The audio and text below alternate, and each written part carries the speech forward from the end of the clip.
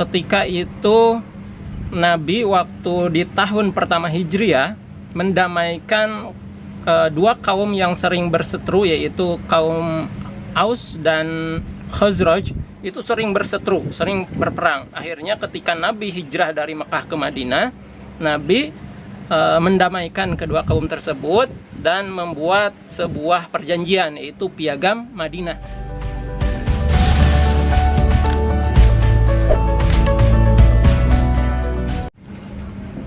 Bismillahirrahmanirrahim. Assalamualaikum warahmatullahi wabarakatuh. Alhamdulillahirabbil alamin. Alhamdulillah teman-teman, kita bisa berjumpa lagi. Kali ini masih dalam pembahasan tentang sirah nabawiyah, yaitu tentang perjalanan hidup Nabi mulai dari lahir sampai beliau wafat ya. Kali ini kita melanjutkan pembahasan pekan kemarin, yaitu tepatnya sekarang di tahun ke-5 Hijriah, ketika Nabi melakukan perang Khandaq ya, perang Khandaq.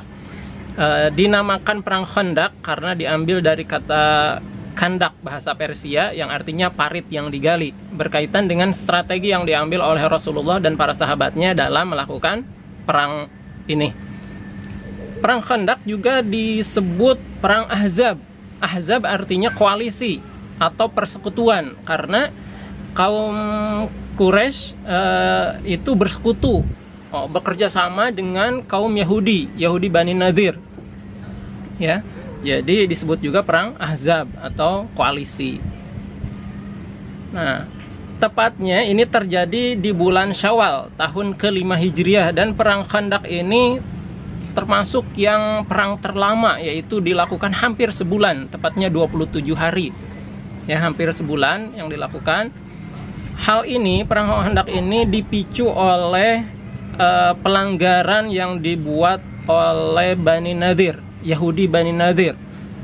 Ketika itu Nabi waktu di tahun pertama Hijriah mendamaikan dua kaum yang sering berseteru, yaitu kaum Aus dan Khazraj. Itu sering berseteru, sering berperang. Akhirnya ketika Nabi hijrah dari Mekah ke Madinah, Nabi mendamaikan kedua kaum tersebut dan membuat sebuah perjanjian, yaitu Piagam Madinah. Nah, Piagam Madinah ini isinya berupa hukum, perjanjian perdamaian, dan kerjasama pertahanan. Tapi salah satu kaum di situ, yaitu Bani Nadir, melanggar perjanjian tersebut. Dengan cara apa? Membuat sebuah rencana untuk pembunuhan terhadap Nabi. Jadi merencanakan untuk membunuh Nabi SAW. Tapi Nabi selalu karena selalu dikasih tahu ya, selalu intelijen Nabi itu sangat canggih. Nah, siapa intelijen Nabi?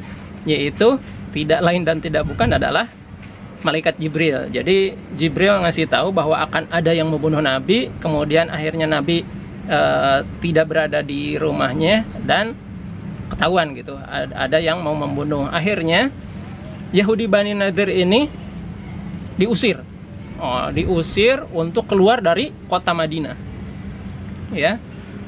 Dan Bani Nadir ini dijanjikan untuk dibantu gitu oleh dua kaum Yahudi juga yang ada di kota Madinah, yaitu Bani Quraidah dan Godofan. Tapi bantuan yang dijanjikan tidak kunjung datang gitu. Akhirnya Bani Nadir menyerah dan pergi dari kota Madinah. Kemana perginya? Yaitu ke Mekah, minta bantuan dari kaum Quraisy Mekah yang dipimpin oleh siapa? Oleh Abu Sufyan, yang waktu itu juga memimpin perang Uhud ya. Jadi akhirnya Bani Nadir berkoalisilah dengan Quraisy Mekah yang membuat perencanaan untuk penyerangan terhadap kaum muslimin di Madinah. Nah, selain dipicu oleh itu, hal yang kedua yang membuat peperangan ini adalah karena kaum Quraisy merasa terancam dengan perkembangan kaum muslimin ini. Ketika kaum muslimin berkembang pesat, mereka merasa terancam perekonomiannya gitu. Nah itu. Kemudian koalisi ini, Abu Sufyan dan Bani Nadir ini mengumpulkan bala tentaranya sampai berapa? Sampai 10.000 tentara, kavaleri dan infanteri gitu. Jadi 10.000. Itu termasuk pasukan perang yang sangat banyak pada masanya. Nah, kemudian melihat gelagat itu, kaum muslimin yang berada di Madinah mendapatkan informasi gitu bahwa akan diserang. Akhirnya Rasulullah dan para sahabat mengatur strategi. Apa strateginya? Siapa yang punya usul gitu? Kemudian usullah siapa? Salman Al-Farisi. Jadi Salman Al-Farisi mengusulkan untuk membuat parit. Parit itu menggali parit di sepanjang bagian utara kota Madinah, ya. Itu dibuat sepanjang kurang lebih 8 km, ya, 8 km dari sepanjang utara kota Madinah. Karena di bagian belakangnya itu terdiri dari bukit-bukit bebatuan gitu ya. Yang susah ditembus. Akhirnya di bagian depannya yang di arah utaranya dibuat parit. Parit yang dibuat adalah sepanjang 8 km dan lebar paritnya itu sekitar 5 meter. Dalamnya 3 meter. Nah, cerdasnya Salman Al-Farisi itu bukan ukuran yang tanpa strategi, itu strategi. Kenapa harus dibuat lebarnya 5 meter atau setara dengan 9 hasta? Karena agar supaya ketika kuda perang sekalipun tidak mampu untuk melewati itu. Atau kenapa harus 3 meter dalamnya? Karena ketika ada kuda perang yang jatuh tidak mampu untuk lompat kembali ke luar, gitu strateginya. Jadi Rasulullah dan para sahabatnya setuju, akhirnya digali lah. Dan proses penggalian ini memakan waktu 6 hari. 6 hari menggali dengan 3.000 pasukan. 3.000 pasukan menggali sepanjang 8 km.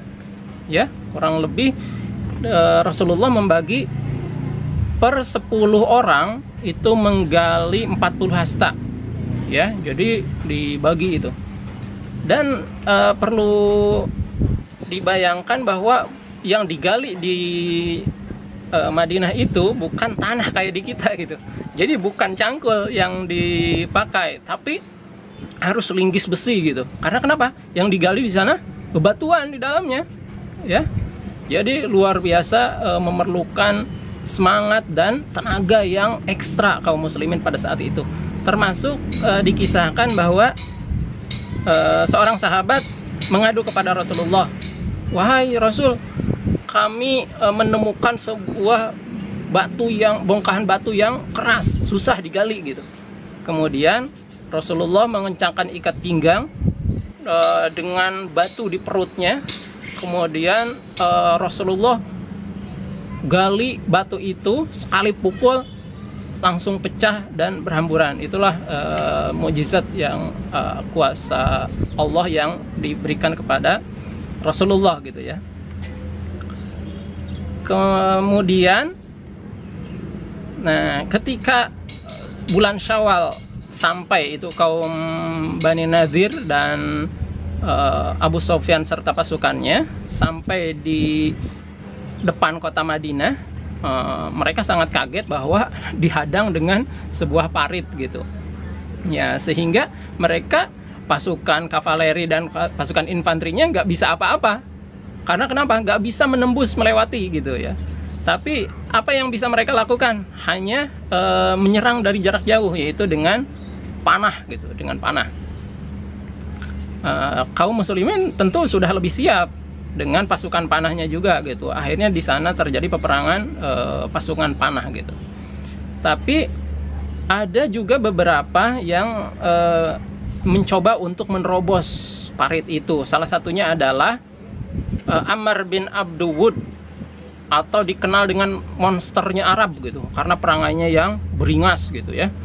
Mereka berdua bersama Ikrimah bin Abu Jahal itu berhasil menerobos parit, tetapi ketika sampai di depan seberang parit itu sudah dihadang oleh Ali bin Abi Thalib bersama pasukannya, dan Amr bin Abdul Wud itu berhasil dibunuh oleh Ali bin Abi Thalib.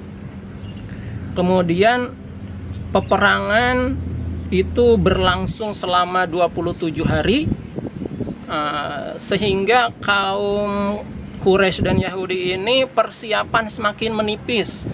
Persiapannya karena mereka di situ terjadi pada waktu musim dingin, dan kuasanya Allah menurunkan hujan badai gitu, angin yang merembus terhadap tenda-tendanya sampai berantakan gitu. Akhirnya mereka sudah kewalahan dengan cuaca yang sangat dingin dan sisa-sisa pasukan yang sudah semakin menipis, dan mereka menyerah kembali ke Mekah gitu ya. Jadi dalam hal ini di perang Khandaq dimenangkan oleh kaum muslimin ya, alhamdulillah dengan izin Allah. Berapa korban yang terjadi dalam perang Khandaq itu dari kedua belah pihak hanya sekitar 20 orang yang menjadi korban. Jadi dalam perang Khandaq ini kaum muslimin diserang dari kedua belah pihak gitu. Dari depan, dari seberang parit itu diserang oleh Bani Nadir dan kaum Quraisy. Dari dalam dikhianati oleh Yahudi Bani Quraidah dan Ghatafan gitu. Karena Quraidah dan Ghatafan ini kalau di depan Nabi mereka berpura-pura untuk membantu, tapi di belakang itu mereka membantu Bani Nadir, membantu musuhnya kaum muslimin gitu, mengkhianati dari dalam gitu. Luar biasa. Dengan apa? Dengan mereka membuat benteng pertahanan sendiri dan merusak pertahanan kaum muslimin.